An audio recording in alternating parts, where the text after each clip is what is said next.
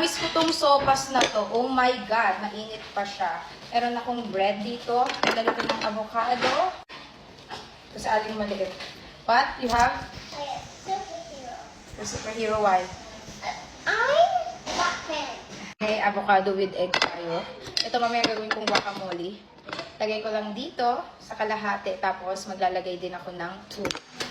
Napakasarap nito from the creamy PH. Lagi kong ginagawa, naglalagay ako nito sa magkabilang gilid, avocado with egg, tapos itong tuna. Actually, sobrang lasa na itong tuna spread. Marami silang iba't ibang spread, pero I love this one.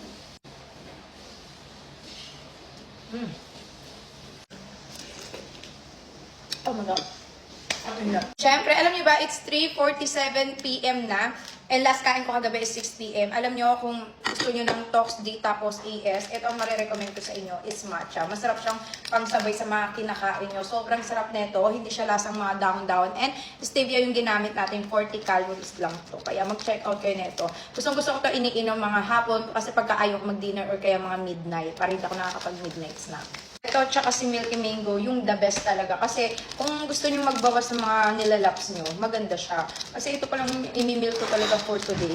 Paggabi din na 6 PM, hindi naman ako masyadong Tom Jones kahit nanonood ako ng movie. Marami naman tayo dyan, iba't ibang flavor. Pwede rin kayo maglagay ng extra pure collagen kaso kanina na pure collagen na ako. So, 2 scoop or 1 scoop. Pero sa mga blooming natin, kahit 1 scoop lang kasi may collagen and glutathione na rin yan. Siyempre, hindi mawawala ang ating Tabasco. Gusto ko talaga itong Tabasco na to.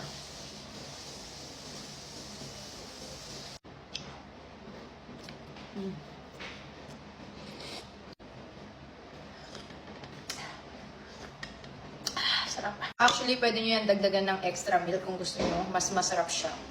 Pwede rin yan sa ice. Para ito sa mga nagka-calorie deficit, gusto ma-detox, and especially yung para hindi kayo ma-Tom Jones agad. Ayun na itong na-miss yung sopas ko. Sopas mukbang. Yup. Medyo maanghang na rin to kasi pag magpapasopas ako, pinapaanghangan ko lang. Oh my God, ang anghang nung sopas ko kasi ang dami ko nilalagay na Tabasco. And then this one. Saan baya kami? Ang dami naming food. Pero hindi ako masyado nakapagmukbang sa inyo. Ewan ko ba? Kasi sa dami pagkain, parang konti-konti lang din yung mga kinakain ko. Parang kurot-kurot lang ako bawat putahe.